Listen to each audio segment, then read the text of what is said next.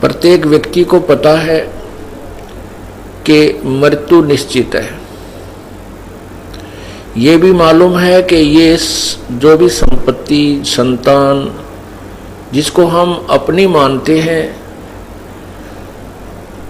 ये भी अपने साथ नहीं रहेगी जब हमारा यहाँ से जाने का समय आएगा। फिर भी हम इनसे चिपके हुए हैं और फिर भी हम मृत्यु से इतना डरते हैं, बहुत ज्यादा। ऐसा क्यों है? क्योंकि हम ऐसे लोक से आए थे जहां हम कभी मरते नहीं थे। अब यहां मरना हमें अच्छा नहीं लगता। बड़ी मुश्किल से तो हम कोई मकान बनाते हैं, बड़ी कठिनता से कोई सवारी गाड़ी का प्रबंध करते हैं, सौ दुआ करके प्रभु से कोई संतान मांगते हैं और फिर वो भी हमारी नहीं रहती। तो ये क्या व्यवस्था है यहाँ की? ये एक प्रत्यक्ष धोखा है हमारे साथ। लेकिन इसके साथ साथ हम इतने विवश हैं कि हमें पता है, लेकिन फिर भी हमारी बुद्धि स्थिर नहीं रह सकती कि ये जिसको हम अपना मान रहे हैं ये मेरा नहीं है। अक्षणिक ध्यान आता है, कुछ समय के लिए ये जो सत्संग सुनते तब तो आ जाता है क्या सचमुच ऐसा ही है, लेकिन उसके तुरंत बाद फिर इतना प्रेशर बन जाता है कि भाग ले, वो करना है, चल वो करना है, वो ऐसा कर दूंगा, और मन माने कहीं रास्ते में एक्सीडेंट होकर काम तमाम हो जाए। यह बात हम याद नहीं रखते। परमात्मा कहते हैं मौत भूल गया बावड़े तने अचरज किया कौन। सबसे बड़ा हम जो अचरज कर रखा हमने, जो सबसे बड़ी गलती कर रखी है कि हम अपनी मृत्यु याद नहीं रखते कि हमने जाना है। और ये भी यहाँ कोई फिक्स टाइम को नहीं भाई कितने कब जाना है, या तो सेकंडों का हिसाब है। और जब तक जीवन शेष है, चाहे 100 वर्ष भी हम रहें, अंत में फिर भी जाना है। और इसका ये भी कोई खास पता नहीं है कि कब जाना हो जाए, और उसके बावजूद भी हम यहाँ लंबा ठिकाना बनाए बैठे हैं। तो ये ज्ञान सत्संग में आने से होता है, बार बार ज्ञान सुनने से होता है। ये नहीं है कि हम ये सोच करके हमें मरना है और कुछ ना करें, आत्मा लावाएं को नहीं, ऐसी कुछ नहीं, ऐसा नहीं कहा सतगुरु ने। उन्होंने ये बताया कि आप विवश हैं यहाँ पर आप काल की जेल में हैं, और काल की जेल में जो भी आपको मजदूरी दे रखी है या करनी पड़ेगी, नहीं तो सजा के पात्र और हो जाओगे। इस मजदूरी को करते हुए जो भी आपको ड्यूटी दे रखी है, कोई अधिकारी बना है, चाहे व्यापारी बना है, चाहे मजदूर या किसान या दुकानदार की सेवा उसे मिली है, फिर साथ में जो भी आपको परमात्मा ने संतान भेजी है, दी है, इनकी ड्यूटी लगाई है कि आपने ये कर्तव्य इनका करना ही है। तो ये हमारा इस जेल में यह सजा है, श्रम सजा हमें मिली हुई है। तो इसको भी ना करेंगे तो भी यहाँ के जेलर हमें सजा देंगे। यहाँ के जो अधिकारी बना रखे हैं, ब्रह्मा विष्णु महेश, ये धर्मराज काल इस जेल का जेलर है, तो ये हमें सजा देंगे यदि हम ड्यूटी को नहीं करेंगे। तो इसके साथ साथ हमने एक काम और करना है। इतना हमें रिलैक्सेशन दे रखा है कि भक्ति भी कर सकते हो। और भक्ति हम पहले सोचते थे कि भक्ति वो लोग करते हैं जो जंगल में चले जाते हैं, घर त्याग जाते हैं, और वही लोग पार हो सकते हैं। हमें इतना समय नहीं, हम गृहस्थी व्यक्ति हैं, हमने तो 100 काम करने होते। ये भी काल का एक जाल था, एक धोखा है काल ने हमारे को दे रखा है कि नकली संतों के द्वारा ऐसी कठिन साधनाएं करवा दी, फिर उनमें कुछ सिद्धियां दे दी, उन सिद्धियों से किसी को लाभ किसी को हानि उन संतों ने कर दिया। फिर हम उन्हीं के मुंह की तरफ देखते रहे, उन्हीं से डरते रहे, और हमने यही सोच लिया कि ये संत ही मोक्ष प्राप्त कर सकते हैं जो घर बार त्याग कर एकांत में बैठकर साधनाएं करते हैं। ऐसा नहीं है, ऐसा किसी भी शास्त्र में प्रमाण नहीं है। गीता जी में लिखा है तीसरे अध्याय में कि अर्जुन, यदि तू घर काम छोड़ कर एकांत स्थान पर बैठ कर हठ योग करके साधना करेगा, तेरा निर्वाह कैसे होगा। गीता जी के 8वें अध्याय के 7वें श्लोक में लिखा है कि तू युद्ध भी कर और मेरा नाम भी जप। युद्ध से कठिन कोई कार्य नहीं होता, उसमें भी नाम जाप करने का आदेश दिया गया है। तो हम इस साधारण काम में तो खूब नाम रट सकते हैं। उसके लिए परमात्मा क्या कहते हैं, डिंब करे डूंगर चढ़े ये अंतर जीनी झूले, जग जाने बंदगी कने ये बोवे सोल बबूले। जो हम देखते हैं डिंब, डिंब कहते हैं दम्ब, पाखंड रचते हैं ये लोग, जो ऊंचे से स्थान पर बैठकर और आसन पदम लगाकर, कोई चमटा वमटा पलटा गाड़ कर, कोई त्रिशूल गाड़ कर, या कोई दोने लगाकर, या वैसे किसी वृक्ष के नीचे बैठकर ऐसे समाधिस्थ हुए नजर आते हैं।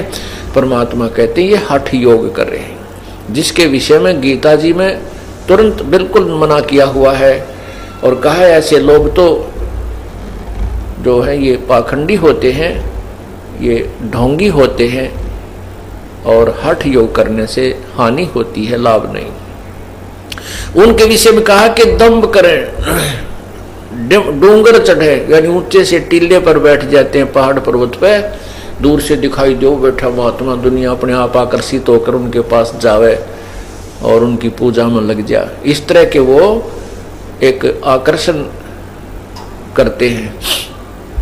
उसके लिए बता रहे हैं कि डिंब करें डूंगर चढ़े अंतर झीनी झूल, और दुनिया सोचा यो भक्ति करे यो बोवे सूल बबूल, क्योंकि शास्त्र विरुद्ध साधना करने से हानि होती है, लाभ नहीं होता। और इस तरह के जो हम ध्यान लगाते हैं, आंखें बंद करके कोई कोई घंटे साधना करते हैं, ये हठ योग बताया है और इसको करने से हानि होती है, लाभ नहीं होता। गीता जी अध्याय नंबर 16 के श्लोक 23 में कहा कि शास्त्र विधि को त्याग कर जो मनमाना आचरण करते हैं उनको न तो कोई सुख होता है और न ही उनको कोई सिद्धि प्राप्त होती है और न ही उनकी गति होती है, कोई मोक्ष नहीं होता। उसी के विषय में आदरणीय गरीबदास साहिब जी परमात्मा कबीर जी द्वारा प्राप्त तत्व ज्ञान को बता रहे हैं। केले की कोपीन है जो फूल पान फल खाही, नरका मुख नहीं देखते जो बस्ती निकट ना जाई। वो जंगल के रोज हैं जो मनुष्यों बिद के जाही, निस्दिन फिरे उजाड़ में न्यो परमात्मा पावे नाही। क्या बताते हैं कि श्रद्धालु व्यक्ति परमात्मा की प्राप्ति के लिए घर भी त्याग देते हैं, राज को भी त्याग देते हैं। परमात्मा की ऐसा अनमोल तत्व है, उसके गुणों का जब ज्ञान हो जाता है ये प्राणी इतना प्रेरित हो जाता है, लेकिन उनको दिशा ठीक नहीं मिलती। जैसा कल के सत्संग में बताया था कि हमने जाना दिल्ली है बरवाला से, और हमारा उद्देश्य भी है और तड़फ भी है जाने की। हमें दिल्ली वाला मार्ग ना मिलने से हम बठिंडा वाले मार्ग पर चल पड़े, सिरसा वाले मार्ग पर चल रहे हैं और स्पीड भी पूरी है, लेकिन हमारी दिशा गलत होने से मंजिल दूर है और दूर ही होती जा रही है। इसी प्रकार क्या बताते हैं कि जो श्रद्धालु घर त्याग करके और इतना त्यागी बन गए कि मैंने संसार की किसी वस्तु की आवश्यकता नहीं, जंगल में जाकर वस्त्र भी उतार दिए, केवल एक केले के पत्ते को पर्दे पर लगा करके भजन करते फिर रहे। कहीं बैठकर, कभी जंगल में इधर गए कभी उधर गए, खड़े होकर। तो उसके लिए बताते हैं कि कुछ ऐसे भी व्यक्ति हैं जो इंसानों से छुपते फिरते हैं कि मुझे कोई मनुष्य ना देख ले, मेरी भक्ति भंग ना हो जाए। ऐसे भी संत साधु बहुत हैं। उसके विषय में क्या बताते हैं, एक ये दास जब सर्विस किया करता था सन 1988 में, 17 फरवरी सन 1988 अमावस्या के दिन, फाल्गुन के अमावस्या के दिन इस दास को उपदेश प्राप्त हुआ था। उसके बाद 1994 तक 7 वर्ष 6 वर्ष दास ने 7 वर्ष फरवरी से प्रारंभ हो गया था, सर्विस भी की। तो उसमें जैसे भी ऑफिस में बैठ जाते थे, अपने कुलीग होते थे और उनसे चर्चा चलती थी भक्ति के बारे में। वो बाकी तो सुनते रहते थे। जब ये दास कहता था कि कबीर परमात्मा है तो उनके मुंह कड़वे हो जाते थे, जैसे कुड़ियन खा ली। कहने लगे नहीं, और ज्ञान तो आपका ठीक सा लग रहा है, लेकिन कबीर को आप परमात्मा कह रहे हो जुलाहे को, ये गले नहीं उतर सकती। तो फिर वो अपनी चर्चा शुरू कर देते थे। उनमें से एक गुप्ता जी थे, वो कहता है कि साधु तो आपने देखे को नहीं है। एक बार हम जा रहे थे और उन्होंने हरिद्वार में आगे चले गए, ऋषिकेश से भी ऊपर पहाड़िया में, वहाँ 10-20 भगत इकट्ठे होकर वहाँ खड़े थे। वो चर्चा कर रहे थे कि एक महात्मा रहता है यहाँ पर, नील वस्त्र रहता है। और भाई उनमें से एक कहता है कि बस आज तो मेरे भाग उदय हो गए थे, मैंने महात्मा का मुंह नहीं देख सका, पीछे पीछे से थोड़ा सा देखने पाया, इतने में वो भाग करके गुफा में मतलब जंगल में चला गया दूर। अगर उस नगन जंगल में घूमने वाले साधु के दर्शन हो जाते तो मेरा बेड़ा पार हो जाता। नो कहें ऐसा ये जो है मनुष्य किसी को दर्शन नहीं देता। उसके विषय में फिर दास ने ये कहा उनको, लेकिन उनके गले तो नहीं उतरा, क्योंकि ये ज्ञान ऐसा अटपटा है और हमने जो सुन रखा है वो बिल्कुल व्यर्थ ज्ञान सुना हुआ, लोक वेद सुन रखा है। उसके विषय में गरीबदास साहेब तत्व ज्ञान बता रहे हैं। केले की कोपीन है जो फूल पान फल खाही, फूल पत्ते, पान माने पत्ते, और फल आदि खाते हैं, और नर का मुख नहीं देखते जो बस्ती निकट न जाही। वो जंगल के रोज हैं, वो भक्त संत नहीं है, वो तो जंगल के रोज हैं जो आदमी आते बेदक कर भाग जाते हैं, वो संत नहीं है। वो जंगल के रोज हैं जो मनुष्यों बिद के जाई। तो पुण्यात्मा ये बातें ध्यान से सुनने की होती हैं। परमात्मा की भक्ति के लिए हमारे को घर त्यागने की आवश्यकता नहीं है। हमने क्या त्यागना है? बीड़ी शराब मांस तंबाकू को त्यागना है। उसके विषय में क्या बताया है कि डेरे दंड खुसर हो, ये खुसरे लह न मोक्ष। ध्रुव प्रहलाद जब पार हो गए फिर भाई गृहस्थी में क्या दोष। अब हम ऐसा लोकवेद सुना हुआ था कि भाई मोक्ष तो वही प्राप्त करते हैं जो बिल्कुल बाल ब्रह्मचारी रहते हैं, शादी नहीं कराई जंगल में चले जाते हैं। बाकी तो जो शादी करा लेते हैं वो तो कहने का भाव ये है कि वो भक्ति योग्य नहीं रहते। ऐसी भावना रखी थी और हम फिर भी भक्ति करते थे, क्योंकि आत्मा नहीं रह सकती भगवान की भजन बिना। इसकी खुराक ही प्रभु की महिमा और उसका भजन है। फिर भी जैसा हमें कोई भी कैसा ही नाम मंत्र महिमा सुनी थी उसको हम अवश्य ग्रहण करते थे, उसकी गुणगान किया ही करते थे। तो इस प्रकार हम जब साधना ठीक नहीं कर पाते हैं तो हम यही सोच रखा था कि जो ब्रह्मचारी रहते हैं वही मोक्ष प्राप्त करते हैं, और विशेषकर उस संत को ज्यादा महत्व दिया जाता था जो बाल ब्रह्मचारी होता था, उसको ज्यादा महत्व देते थे कि ये है सही खरा आदमी। उसके विषय परमात्मा कहते हैं कुछ तो जानते सोचो। जितने भी महापुरुषों के तुम गुणगान करते हो, मीराबाई शादीशुदा थी, 4 साल ब्याह के बाद उसके पति की मृत्यु हुई। ध्रुव शादीशुदा था। ध्रुव जो 5 वर्ष की उम्र में उसने जो परमात्मा की साधना की, उसे भगवान प्रकट हुए, फिर उनको यहाँ का राज्य दिया। उसके बाद ध्रुव ने ब्याह करवाया और भक्ति की। और साथ में विष्णु पुराण में यह भी लिखा है कि उसके भाई की पत्नी जो थी, जो मौसी का बेटा था उत्तम, वो भी ध्रुव के साथ ही पल्ला लगा दी थी। और प्रहलाद ने 10 वर्ष की उम्र में परमात्मा की प्राप्ति हुई। कहते हैं नरसिंह रूप में परमात्मा प्रकट हुए। उसके बाद प्रहलाद ने ब्याह करवाया और प्रहलाद का पोता जो था राजा बलि था, जिसने 100 अश्वमेघ यज्ञ की थी और जिसमें 52 रूप धार के भगवान आए थे, वो बैलोचन का पुत्र था। प्रहलाद का पुत्र बैलोचन, बैलोचन का पुत्र बलि था। वो राजा बने। तो कहने का भाव ये है, परमात्मा क्या कह रहे हैं कि यदि बाल ब्रह्मचारी रहने से ही मुक्ति मिलती है तो ये जितने इजड़े हैं ये सारे ही पार होने के अधिकारी हो गए। ऐसा नहीं, परमात्मा कहते हैं गृहस्थी बुरी नहीं लेकिन दुराचार बुरा है। क्या बताते हैं कि डेरे डंडे खुश रहो खुसरे लेना मोक्ष, ध्रुव प्रहलाद उधर गए फिर डेरे में क्या दोष। इसका भाव ये है कि जैसे ये भी नहीं है कि जैसे इजड़े पार ना हो सकते, कहने का भाव ये नहीं है कि परमात्मा का कि खुसरे पास नहीं पार नहीं हो सकते, भक्ति से नाम से विधि से पार हो जाएगा। वो बाल ब्रह्मचारी भी मोक्ष प्राप्त करेंगे जिनको साधना ठीक मिल गई। हमारी जो धारणा थी कि केवल ये ही पार होते हैं और पार हो ही नहीं सकते, इसको हटाने के लिए अंधेरे को तब ये ज्ञान सुनाया परमात्मा ने कि डेरा दंड है खुश रहो, और ये खुश रह लेना मोक्ष।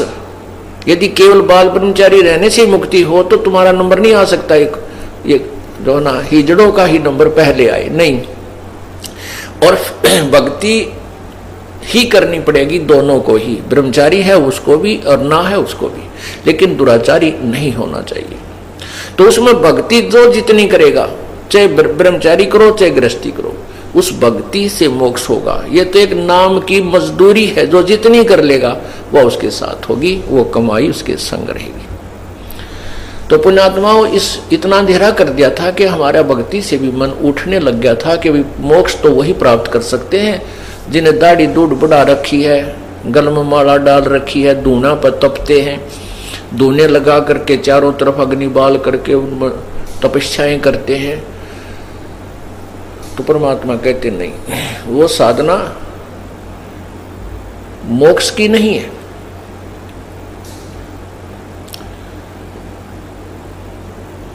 तो इसलिए हमें दिशा ठीक ना मिलने से हम भ्रमित हो गए और परमात्मा से दूर होते चले गए, और परमात्मा से दूर होकर के हम विकारी बन गए। तो हमने क्या त्यागना है? बीड़ी शराब मांस तम्बाकू को परित्याग करना है। चोरी ठगी जारी लूट खसोट डाके इनको त्यागना है, ये हमने त्यागने पड़ेंगे।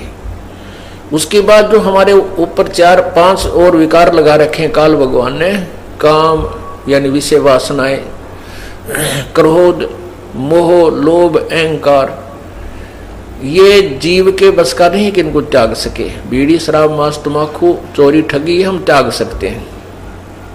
इनको नॉर्मलाइज करने के लिए काम क्रोध मोह लोभ अहंकार, इसके लिए परमात्मा ने तरीके बताए हैं, विधि बताई है, इसका ट्रीटमेंट बताया है कि सत्संग विचार सुने, उनके ऊपर पूरा विचार करे अर्थात ज्ञान। दूसरा भक्ति भगवान की, तीसरा दान। तो इससे क्या होता है, हमारे अंदर जो विकार हैं वो नॉर्मल होते चले जाते हैं। क्रोध भी कम हो जाता है, थोड़ा बहुत होता है तो वो सीमित सा रह जाता है, और पहले ज्यादा हो जाता था। भक्ति करने से इसमें इतना अंतर आता चला जाता है, और धीरे धीरे ये बिल्कुल जरा सा रह जाएगा, थोड़ी सी फूफा रह जाएगी। अब मन को ज्ञान रूपी रस्से से बांध दिया जाता है। ज्ञान रूपी तत्व ज्ञान रूपी रस्से से मन को बांध दिया जाता है। जैसे कोई शरारती पशु है, बैल है, भैंस है, गाय है, उसको टाइट बांध दिया जाता रस्से से, तो वो उससे आगे हानि नहीं पहुंचा सकती। उस रस्से की रेंज में ही वह ऐसे सर सुर मार कर अपनी फूफा कर लेगी, लेकिन हानि नहीं पहुंचा सकता वो पशु। ठीक इसी प्रकार इस मन पशु को इस तत्व ज्ञान रूपी रस्से से परमात्मा बांध देता है। इसकी आदत तो है ऐसी फूफा बकवाद करने की, ओछी मंदी सोचने की, लेकिन ये ज्ञान रूपी रस्सा इसको सीमा पार नहीं करने देता, इसलिए हानि नहीं कर सकता आपकी। ये सब ये ज्ञान से ही रहेगा। अगर ज्ञान आप नहीं सुनोगे, सत्संग सुनने नहीं आओगे, या घर पे बैठ के सीडी वगैरह कैसे टेका दी नहीं सुनोगे दिन में या दूसरे तीसरे दिन, तो ये मन जो है फिर भारी हो जाएगा, हैवी हो जाएगा आत्मा के ऊपर। आत्मा की खुराक है भगवान की चर्चा, मन की खुराक है संसारिक बातों में लीन रहना, बकवादे करना, रागनी सुनना, किसी की निंदा सुनना और पर कई प्रकार की किसी प्रकार की चटपटी बातें शुरू कर दे, बड़ा प्रसन्न होकर सुनता है। और भगवान की जो कथा है वो केवल आत्मा को अच्छी लगती है। जब आत्मा तगड़ी रहेगी तो मन आत्मा के साथ रहेगा।